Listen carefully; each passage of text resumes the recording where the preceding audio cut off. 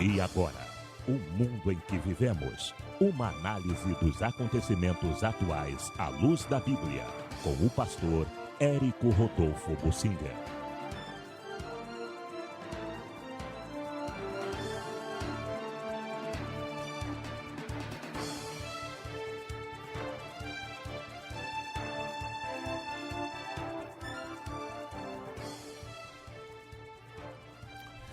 Eu quero falar sobre motivos da proclamação da República no Brasil, porque ela aconteceu no dia 15 de novembro e porque esse dia é feriado.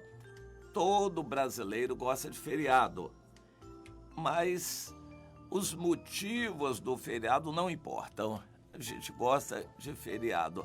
Para a economia, isso não é bom. Em geral, não é bom. Algumas atividades econômicas se aproveitam do feriado, praia, vender refrigerante na praia, coisas desse tipo. Mas, de um modo geral, não é bom para a economia do país. No entanto, isso está entranhado no sangue do brasileiro.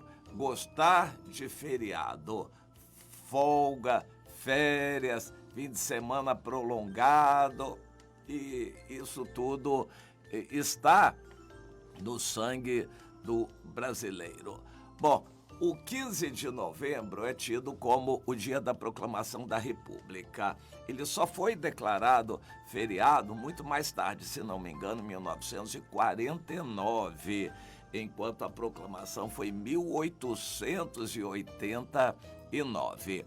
Em 1889. Em 1888 foi a libertação total dos escravos, a Lei Áurea. Foi resultado de uma ação da princesa Isabel, filha do imperador Dom Pedro II, que já estava bem velhinho. E ela, que tinha se casado com o Conde D, o Conde D era, digamos assim, quem mandava no país. E ele, casado com a princesa Isabel, o nome dele era Gastão de Orleans. Ele até parece que era surdo. Ele era quem eventualmente exercia o poder, já que o sogro dele, o imperador Dom Pedro II, já estava mais velho. Mas o imperador sempre foi muito tranquilo, manso, humilde, amigo do povo e amigo da educação. O trabalho da monarquia no Brasil foi muito bom. O Dom Pedro II era um leitor da Bíblia diário. Ele conhecia a Bíblia nas línguas originais, o grego e o hebraico. Ele lia a Bíblia no original e ele escrevia nas línguas originais, o grego e o hebraico. Ele lia a Bíblia continuadamente. Até há uma frase célebre dele que diz: a Bíblia eu a tenho em minha cabeceira, eu a leio sempre, quanto mais a leio, mais eu amo. Ele era temente a Deus, leitor da Bíblia e favorecia a todos os cristãos, ajudava e apoiava. Havia uma certa liberdade religiosa, não total, porque ainda o catolicismo era muito forte e por vários anos ainda tentou se tornar a religião oficial, a religião obrigatória de todo brasileiro.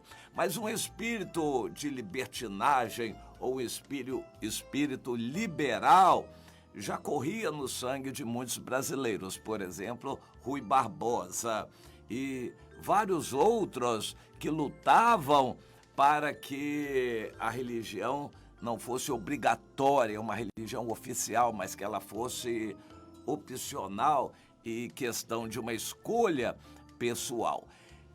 Na América Latina toda, já corria o sangue libertacionista. A maior parte da América Latina era subjugada à Espanha e, como consequência dos ventos da Revolução Francesa, a proclamação de repúblicas era um sonho de muitos países.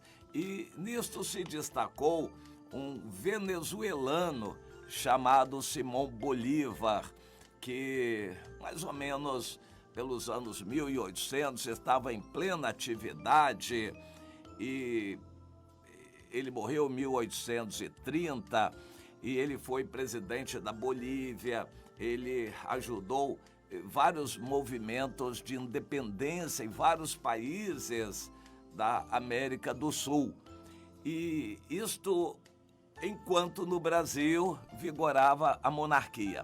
Nos outros países, o povo estava ansiando por liberdade e desejo de votar.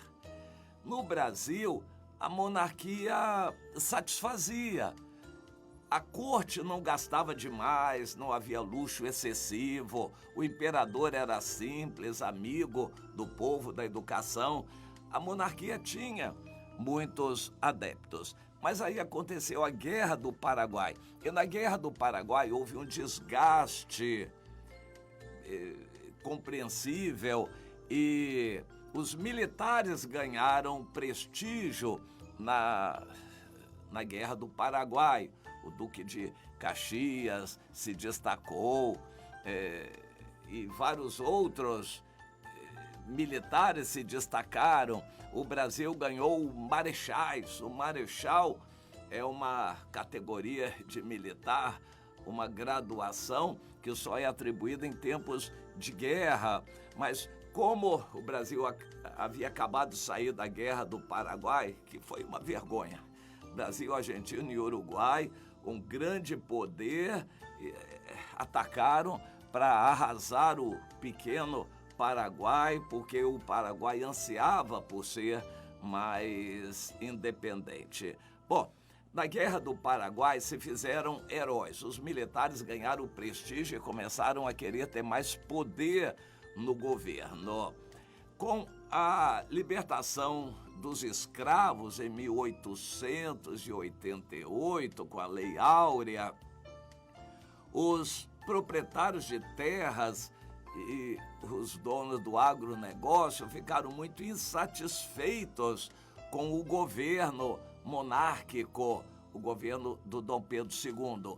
E eles desejavam que o governo os indenizasse, porque eles perderam os escravos. Na verdade, eles lucraram, porque um escravo custava caro e a partir da libertação dos escravos, o escravo viraria um boia fria. O proprietário de terras, o fazendeiro, não teria mais que arcar com despesas se o escravo, ex-escravo, o boia fria, morresse, prejuízo era dele. O homem não teria que, o dono da fazenda, arcar com essa despesa, pagaria só o dia de trabalho. Foi uma época muito ruim e a proclamação da República, que veio logo a seguir, não melhorou em nada, só piorou a vida desses homens do campo que passaram a ser muito pobres, muito mais miseráveis ainda do que quando eram escravos. Havia proprietários de escravos que tratavam bem os escravos. Não eram todos que tratavam mal. Alguns escravos eram bem tratados. Com a libertação, muitos deles não tinham para onde ir. Escravos não sabiam o que fazer e morreram muitos e muitos. Mas a proclamação da República teve o apoio dessa classe rural, a categoria de proprietários rurais, que apoiou. Eles estavam insatisfeitos com o governo do Dom Pedro II, que na verdade era mais exercido pelo Conde D. E os militares, só por ganância, queriam mais poder. Grande parte deles eram maçons, eles estavam bem entrosados entre si para defender o poder uns para os outros. E então, com a insatisfação contra a monarquia. Primeiro, porque os ventos liberalizantes do mundo, oriundos da Revolução Francesa, ventos de democracia, já sopravam em toda a América do Sul e faziam efeito sobre o Brasil também. A Guerra do Paraguai enfraqueceu a monarquia e exaltou os militares. A libertação dos escravos trouxe insatisfação dos produtores rurais, os fazendeiros, contra o governo. O governo estava então enfraquecido. O Dom Pedro II já envelhecido. Com isso tudo, a ganância dos militares se acirrou dentro dos quartéis e eles planejaram então a proclamação da República, que não seria muito do povo, seria para eles. Interessante. E programaram então para o dia 20 de novembro a declaração da proclamação. E, no entanto, no dia 14 de novembro houve uma grande boataria. Sobre a morte do Marechal Deodoro da Fonseca. Ele era muito importante, era amigo do imperador, era uma pessoa muito importante, muito conhecida e popular. Com a boataria sobre a morte dele, no dia 14, todos ficaram sabendo que ele estava muito doente. Então, anteciparam a proclamação para o dia 15. E isso aconteceu. Mas o Brasil tem umas histórias muito interessantes. O descobrimento, na verdade, é uma farsa, porque o Cabral veio com 13 caravelas de alto poder bélico. Portugal era talvez uma das maiores, não a maior potência naval naquela época. E o Cabral veio com uma força extraordinária, ele veio tomar posse em 1500, porque o Brasil já estava não só descoberto, mas dividido pelo Tratado de Tordesilhas. Quem descobriu, na verdade, foi Colombo, que veio até a Foz do Rio Orinoco, lá no norte, junto com a Venezuela e Roraima, e o Colombo é que, na verdade, descobriu o continente todo. Eles já tinham dividido no Tratado de Tordesilhas e o Brasil ficou com a casquinha do litoral. E o Cabral veio tomar posse desse território. Então não foi descobrimento, foi, na verdade, posse. Vieram os portugueses tomar posse do Brasil. Bom, e no decorrer da história, muita mentira, muita farsa tem sido trazida como a história. E alguém diz que a história é, na verdade, a versão do vencedor. A história é a versão do vencedor. E a história da Inconfidência Mineira, o Tiradentes, na verdade, é muito diferente. O Tiradentes não se vestia daquela maneira. Aquilo foi um quadro pintado, na época não tinha fotografia, um quadro pintado a posteriori para fazê-lo se parecer com Jesus e ser colocado como uma vítima.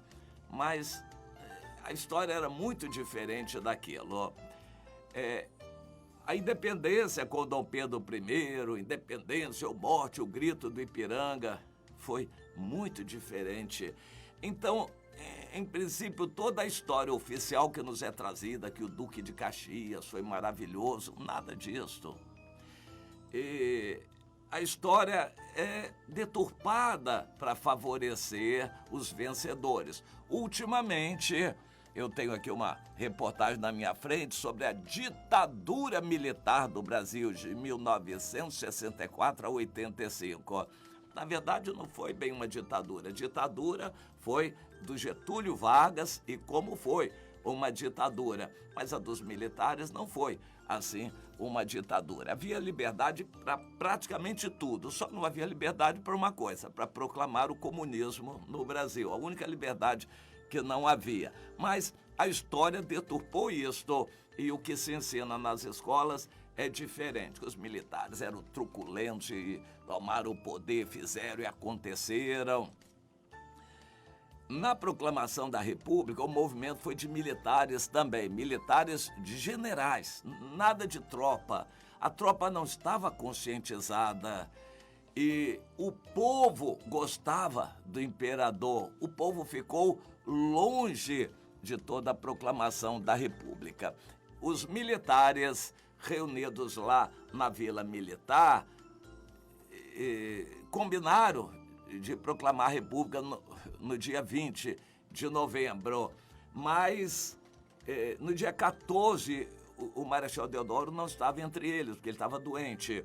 No dia 14 houve muito boato sobre a morte dele e por causa disso, porque ele não tinha morrido, anteciparam para o dia 15. Foram lá na casa dele, morava ali pelo Campo de Santana, no Rio de Janeiro, e convenceram, mesmo doente, a montar no cavalo e se juntar às tropas. As tropas já estavam reunidas e ele veio para comandar aquelas tropas.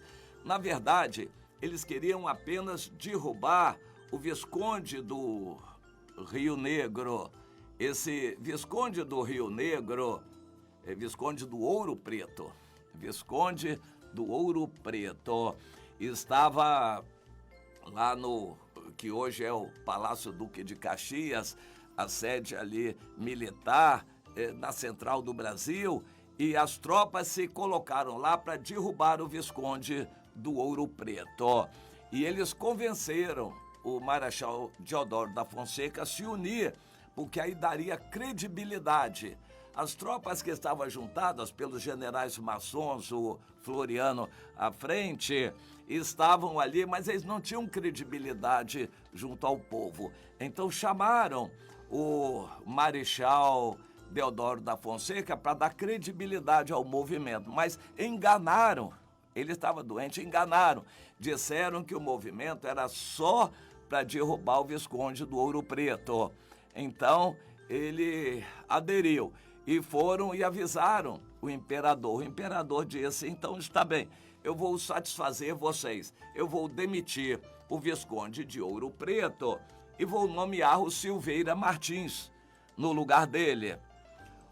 Quando nomeou, não se sabe por quê, o que aconteceu na cabeça do Dom Pedro II. O Silveira Martins era um antigo inimigo do Marechal Deodoro. Aí o Marechal Deodoro ficou bravo com isso e disse, tá bom, se é assim que eles querem tratar conosco, então agora vai ser contra tudo, vai ser contra todos.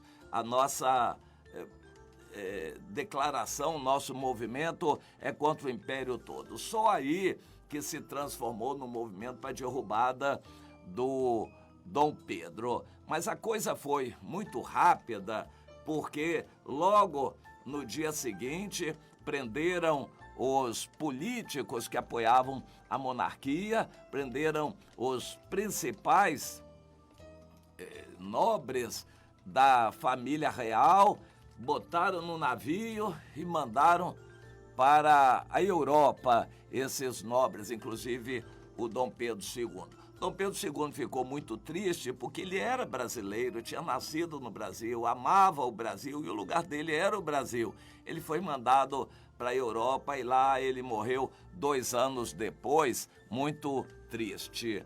Mas quem morreu 2 anos depois também foi o próprio Marechal Deodoro da Fonseca. Ele já estava meio velho, doente, mas o governo dele foi muito ditatorial, mais talvez até do que o do Império. Mulheres não tinham voto, analfabetos não tinham voto, e o voto era de cabresto. O voto era roubado, fraudado, claramente. Só para você ter uma ideia, em 1930, na eleição que culminou com a declaração de Getúlio Vargas do Estado Novo, O Getúlio Vargas, quando tomou o poder, ele era candidato e perdeu. Mas só para você ter ideia como é que foi a votação, no Rio Grande do Sul ele teve 100% dos votos. Claro que ninguém tem nunca 100%. Os votos foram fraudados, eram votos de cabresto, assim chamados, e aqui em Minas Gerais foi o contrário. O adversário dele teve 100% dos votos, então os votos eram muito roubados, eram fraudados. Era uma república de aparência. Infelizmente o Brasil tem essa história. Infelizmente essa é a história do Brasil. O Marechal Deodoro morreu 2 anos depois, mas ele foi deposto pelo vice, que era o Floriano Peixoto. O Floriano derrubou e foi reinar, governar no seu lugar. Na verdade, era quase que reinar mesmo. Eles estabeleceram um governo que não sabiam bem como isso seria feito. Mas o fato é que foram tateando para cá, tateando para lá, e o povo ficou longe disso. Não havia uma satisfação ao povo do que estava acontecendo. Uma meia dúzia mandava, não havia nada lá para o interior do Brasil, tudo se resolvia aqui no litoral. São Paulo era muito pouco, quase que não apitava muito. O Rio de Janeiro era a sede onde tudo acontecia. E, de fato, aconteceu, uma meia dúzia de pessoas estava ali agindo e tudo aconteceu assim.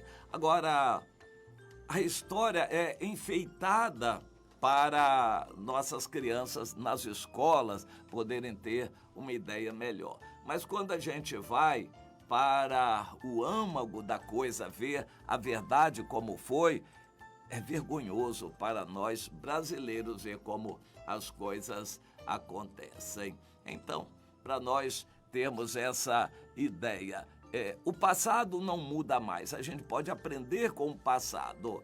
O povo evangélico ainda sofreu bastante naquela República Velha, só bem mais tarde conseguiu alguma facilidade a mais, alguma liberdade, mas foi durante o regime militar que o evangelho cresceu mais no Brasil. Até lá, ainda o evangelho era muito restrito no Brasil, ainda sofria de pressões, dificuldades, não tinha acesso a nenhum órgão da grande mídia, tudo foi difícil naquele início. A proclamação da República em nada ajudou os evangélicos. Mas Deus, que dirige a história, estava preparando o seu povo. Aquele início foi muito importante para os poucos evangélicos que havia. Eles eram verdadeiros heróis. E depois de 1910, 11, começaram os pentecostais e aí ainda tudo foi um pouco devagar, até que no regime militar houve assim uma disparada do número de evangélicos no Brasil. Bem, isso é um pouquinho da nossa história. A gente aprende, a gente pensa no que aconteceu, mas a gente analisa a situação do hoje para poder orar, interceder pelas nossas autoridades. Isso é fundamental para nós cristãos entendermos o que está acontecendo no Brasil de hoje, para podermos orar pelas nossas autoridades. Quando nós nos lembramos do passado, nós vemos como o âmago do poder é tão podre, o poder humano é tão podre, o pecado está no âmago do poder e da ganância pelo poder. O povo é enganado e isso é assim. Nós estamos no mundo, mas o povo de Deus não tem o seu coração no mundo. Nós não somos daqui. A nossa pátria é celestial. Nós não fazemos ninho aqui, não apoiamos movimento político de cá ou de lá. Nós estamos com o coração no reino de Deus, olhando para o futuro, para o amanhã, a volta de Jesus. Ansiamos para que Jesus volte logo. Nós dizemos: vem logo, Senhor, Maranata, vem, Senhor Jesus. Nós queremos que o Senhor volte logo, nós queremos estar contigo. O cristão não é um ingênuo, não é enganado pelas circunstâncias, ele não vende o seu apoio para a bandeira daqui ou dali aqui no mundo. A gente deixa para os mortos sepultar os mortos, a gente deixa para os que são de César cuidar disso. Nós estamos a caminho de uma pátria celestial, aproveitando cada dia, amando os irmãos, buscando vidas, salvando pessoas uma a uma, valorizando as pessoas, indo buscar os afastados e desviados. Nós estamos preparando a noiva do Senhor para o arrebatamento. Você está entendendo essas coisas todas?